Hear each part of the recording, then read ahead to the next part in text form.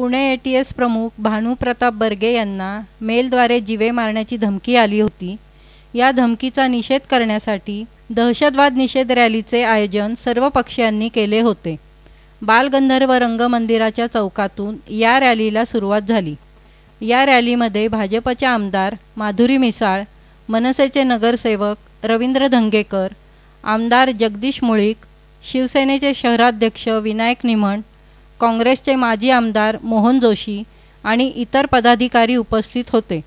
संपूर्ण देशाला एक उदाहरण देण्याची वेळ आली आहे। दहशतवाद विरोधी लढ्यामध्ये लढणाऱ्या प्रत्येक सैनिकाच्या आपण पाठीशी आहोत। असा दहशतवाद विरोधी लढ्यामध्ये जातपात नसते। ते सर्व विसरून भानुप्रताप बर्गे यांना पाठिंबा देण्यासाठी आणि दहशतवादाचा नायनाट करण्यासाठी सर्व एकत्र आले होते।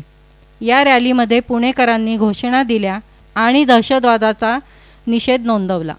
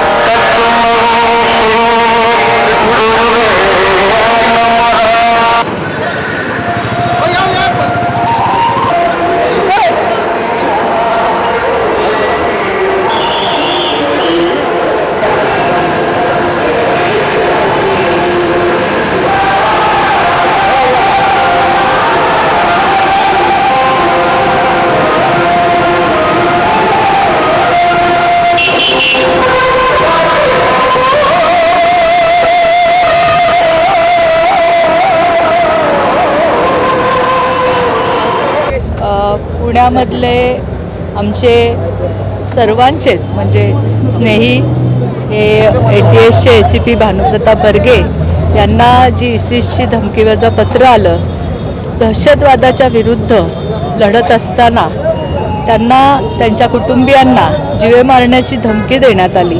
त्या दहशतवादाच्या विरुद्ध आम्ही सर्व पुणेकर आहोत आणि आम्ही अशा कर्तव्यदक्ष अधिकाऱ्याच्या पाठीशी उभे राहणार आहोत हे दाखवून देण्यासाठी आज आम्ही सर्व पक्षीय, सर्व धर्मीय, सर्व संघटनांचे लोक इथे जमा झालेलो आहोत। आणि एखादा अधिकारी चांगलं काम करत असताना जेव्हा आपण काही वाईट होतं तेव्हा आपण त्यांना नावं ठेवतो, पण एखादा अधिकारी चांगलं काम करत असताना त्यांना अशा प्रकारची धमकी देणं हे जसं ISISला त्यांची संघटना आहे तसे पुणेकरांची पण ही सगळी संघटना आहे हे दाखवून देण्यासाठीचा आज हा मोर्चा। जे हे ISISची धमकी जी आलेली आहे सरांना की आज जे करतात ते सर्वसामान्य लोकांसाठी करतात। ह्याच्यामध्ये कोणता पक्ष कोणता राजकीय स्टंट नसताना एक भारतीय म्हणून आम्ही एकत्रित येऊन SMS द्वारे सगळ्याला SMS पाठवून हे तय केले की आपण बालगंधर्वपासून शांतता रॅली काढू आणि ते शांतता रॅलीमध्ये संदेश देऊ की असे कोणाला जरी धमकीचे पत्र आले की भारतीय म्हणून आपण यांच्याशी